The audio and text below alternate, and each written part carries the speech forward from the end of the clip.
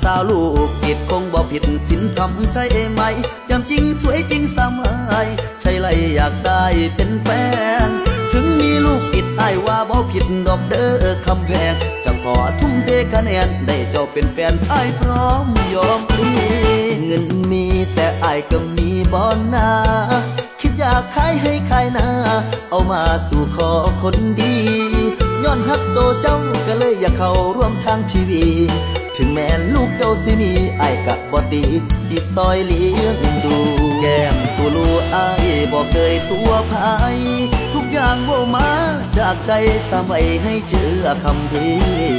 บ่ได้มาหลอกบ่ได้เว้าหยอกหลอกกินตับเลบ่สนคนเว้าสันสีหักเจ้าอีหลีบ่มีเสื่อมคลาย